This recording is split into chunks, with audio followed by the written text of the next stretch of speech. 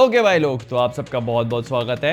कल एक बहुत ही इंटरेस्टिंग सी चीज़ हुई। कल की का एक ग्लिम्स रिलीज़ किया गया। ऑल द मूवी का बहुत लंबे टाइम से वेट हो रहा है, लेकिन मूवी का अभी तक कोई भी टीजर या ट्रेलर नहीं रिलीज़ किया गया है। But what was release was very interesting. पहले मैंने सोचा था कि इस पर क्या वीडियो बनाया जाए, बट फिर मुझे रियलाइजेशन हुआ कि नहीं, कुछ तो करना चाहिए, बिकॉज जो भी किया है वो काफ़ी देखने में मज़ेदार है। और ये सॉर्ट ऑफ एक टेस्ट की तरह भी एक्ट करेगा, क्योंकि जहाँ पर मैं हूँ, मैं घर पे नहीं हूँ, थोड़ा बाहर हूँ, एक्चुअली बहुत बाहर हूँ।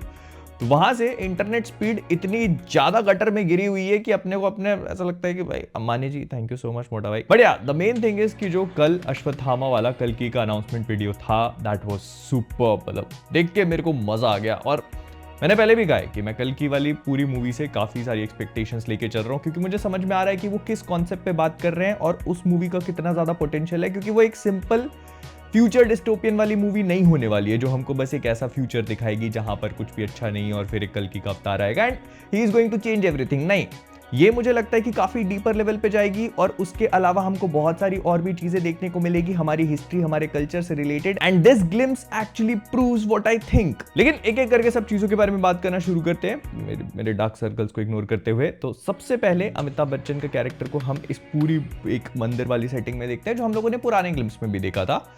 हमको इस पूरे कैरेक्टर के बारे में बताया जाता है जो वो इस मूवी में प्ले करेंगे, वो अश्वत्थामा का कैरेक्टर होगा। अश्वत्थामा के बारे में अगर आप लोग नहीं जानते तो मैं थोड़ा सा आपको पहले ब्रीफ दे देता हूं और फिर हम लोग इस ग्लिम्स पे बात करेंगे। तो अश्वत्थामा जो है वो 7 चिरंजीवियों में से एक है, जो काफी लंबे टाइम से अभी तक जिंदा है। मतलब वो महाभारत और उससे भी पहले से चलते आ रहे हैं और अभी तक जिंदा है और उनका एक पर्पस है। और उन 7 चिरंजीवियों के बारे में कभी और बात करेंगे, लेकिन फिलहाल के लिए हमको इतना समझने की जरूरत है कि अश्वत्थामा जो है वो एक ऐसे चिरंजीवी है जो काफी लंबे समय से जिंदा है और इस वाली ग्लिम्स में उसका प्रूफ भी मिलता है। इनकी कहानी काफी पहले से शुरू होती है। ये द्रोणाचार्य के बेटे हैं, जो हमको इस ग्लिम्स में बताया भी गया, और महाभारत के समय पे इन्होंने कौरवों का साथ दिया था द्रोणाचार्य की तरह। ये कौरवों की सेना के सेनापति थे और काफी ज्यादा खतरनाक, क्योंकि इनके माथे पे जो मणि थी वो एक्चुअली इनको हीलिंग पावर्स देती थी सबसे इंपॉर्टेंटली। उसके अलावा बहुत सारी क्लैरिटी नहीं है, लेकिन ऐसा कहा जाता था कि जितने भी वेपन्स है उनसे भी प्रोटेक्शन प्रोवाइड करती थी, और उसके अलावा भी काफी सारी चीजें। और उसी मणि के साथ इनका जन्म भी हुआ था, क्योंकि द्रोणाचार्य को शिव जी ने एक वरदान दिया था।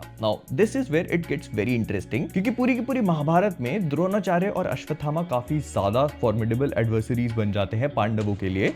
तो श्री कृष्ण क्या करते हैं कि उनको हराने के लिए वो एक स्ट्रैटेजी बनाते हैं। वो द्रोणाचार्य को ये कहते हैं कि अश्वत्थामा की मृत्यु हो चुकी है, जिसको द्रोणाचार्य बिल्कुल भी नहीं मानते।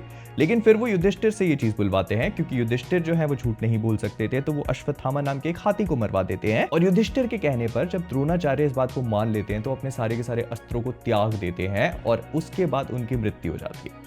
लेकिन जब ये बात अश्वत्थामा को पता चलती है तो फुल ऑन रेज मोड पे चले जाते हैं और कितने सारे लोगों को मारते हैं। इसके अलावा वो रात में पांडवों के कैंप में जाते हैं पांडवों को मारने के इंटेंशन से, और वो मारते भी हैं। लेकिन उनको बाद में पता लगता है कि वो एक्चुअली में पांडव नहीं बल्कि उनके छोटे बच्चे थे, और इस वजह से बात और भी ज्यादा बढ़ने लगती है। फिर इसके बाद पांडव उनको मारने के लिए आते हैं, तो उनसे बचने के लिए वो ब्रह्मास्त्र चला देते हैं, जिसको काउंटर करने के लिए अर्जुन एक और ब्रह्मास्त्र चलाते हैं, लेकिन फिर उसको भी रोक दिया जाता है। और जब अश्वत्थामा समझते हैं कि उनके पास अब कोई ऑप्शन नहीं बचा, तो वो अपने ब्रह्मास्त्र को मोड़ करके, लेकिन इस चीज को देखकर श्री कृष्ण को इंटरवीन करना पड़ता है, और वो कहते हैं कि अगर तुम लोगों ने अपने ब्रह्मास्त्र नहीं रोके तो बहुत ज्यादा प्रॉब्लम हो जाएगी। और श्री कृष्ण की बात को सुनकर अर्जुन तो अपने ब्रह्मास्त्र को वापस ले लेते हैं, लेकिन अश्वत्थामा कहते हैं कि मुझे ये करना नहीं आता, और इस वजह से वो अपने ब्रह्मास्त्र को उत्तरा की तरफ मोड़ देते हैं, जो ऑलरेडी प्रेग्नेंट थी। और हालांकि उस ब्रह्मास्त्र को श्री कृष्ण जी न्यूट्रलाइज तो कर देते हैं, लेकिन उसके बाद श्री कृष्ण जी उस बात से बहुत ज्यादा नाखुश होते हैं और वो अश्वत्थामा को कर्स करते हैं। वो सबसे पहले अश्वत्थामा की मणि निकालते हैं और उनको श्राप देते हैं कि जहां पर वो मणि लगी हुई थी वहां से हमेशा खून और पस बहता रहेगा। लेकिन इसके साथ ही साथ अश्वत्थामा की कभी मौत नहीं होगी, वो एक इमॉर्टल की तरह इस धरती पर भटकता रहेगा,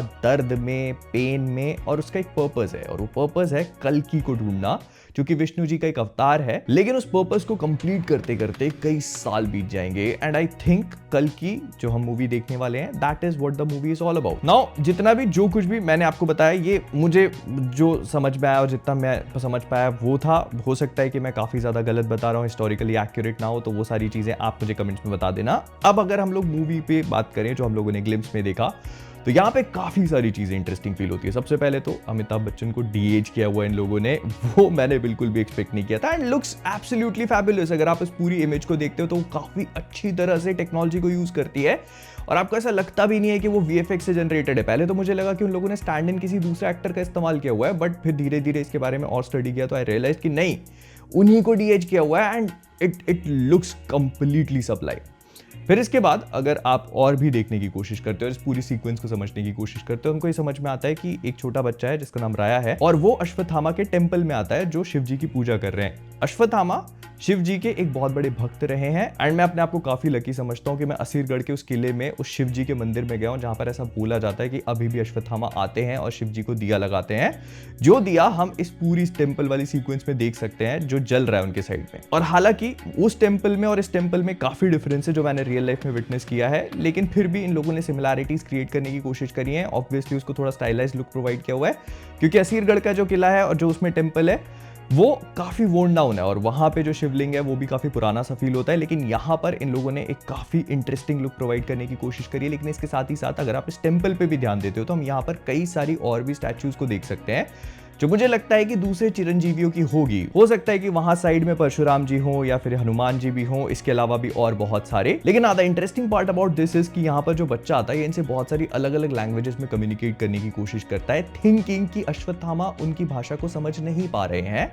और ये बताने का बहुत अच्छा तरीका था कि मूवी अलग अलग लैंग्वेजेस में रिलीज करी जाएगी, लेकिन इसके साथ ही साथ ये भी कि अश्वत्थामा जो है वो कम्युनिकेट नहीं कर रहे हैं, बट मुझे लगता है कि वो बहुत अच्छी तरह से सब कुछ समझ सकते हैं। It's just that he doesn't want to talk right now. और ये डायरेक्टर के विजन और उसकी क्रिएटिविटी को भी बहुत ही अच्छी तरह से क्लैरिफाई कर देता है कि क्या वो दिखाना चाह रहा है और कितने इंटरेस्टिंग वे में दिखा सकता है। लेकिन इसके साथ ही साथ अगर आप इस फ्रेम को बहुत ही ध्यान से नोटिस करते हो तो यहाँ पर पुरानी वाली फ्रेम में हम अश्वत्थामा के सिर पे मणि को देख सकते हैं। फिर इसके बाद मॉडर्न टाइम मतलब फ्यूचर वाले टाइम में उनके सिर पे मणि नहीं है, लेकिन अब जब इसी ग्लिम्स के लास्ट पार्ट को देखते हो तो वहां पर उनके सिर पे मणि है, लेकिन हमको ये भी समझ में आ रहा है कि वो काफी ओल्ड हो चुके हैं। तो व्हाट कंफ्यूजेस मी, मेरे दिमाग में सबसे पहला कंफ्यूजन या सवाल यही पैदा होता है कि आखिरकार अश्वत्थामा को मणि वापस मिल कैसे गई, क्योंकि वो श्री कृष्ण ने उनको श्राप देते वक्त उनसे छीन ली थी। तो इसका जितना मुझे समझ में आया मैं आपको एक्सप्लेन करने की कोशिश कर देता हूं। तो हम लोग कल की मूवी में जो भी फ्यूचर देखेंगे वो हमारे से अलग फ्यूचर होगा, मतलब हम लोग एक पर्टिकुलर टाइमलाइन तक अभी एग्जिस्ट करते हैं और हमारे साथ अश्वत्थामा भी होंगे और प्रोबेबली वो अभी भी अपने श्रापित जीवन को जी रहे हैं। लेकिन आने वाले डिस्टेंट फ्यूचर में क्या होगा ये किसी ने नहीं देखा। क्या उनको मणि मिलेगी नहीं मिलेगी इसके बारे में कोई नहीं जानता। तो ये मूवी उसी टाइमलाइन को एक्सप्लोर करेगी क्योंकि इस फ्यूचर में उनको वो मणि मिल चुकी है। आई होप आपको समझ में आ जो मैं समझाने की कोशिश कर रहा था। मतलब फ्यूचर किसी ने नहीं देखा, हो सकता है कि आगे जाकर अश्वत्थामा के पास मणि वापस आ जाए, श्री कृष्ण से किसी तरह से वो मणि वापस ले ले, और ये मूवी उसी फ्यूचर को बताती है। और अगर आप नोटिस करते हो तो इस सीक्वेंस में जहां पर उनके सिर पे मणि नहीं है उनकी हालत बिल्कुल भी ठीक नहीं लगती है। उनके सिर पे फोड़े फुंसी हो रखे हैं, पस बह रहा है जैसा उनको श्राप मिला हुआ था। लेकिन उसके साथ ही साथ जब उनके सिर पे मणि वापस आ चुकी है तो ही लुक्स एब्सोल्युटली गुड, वो हील हो चुके हैं और मणि ने अपना काम कर दिया, ये बात हमको समझ में आ रही है।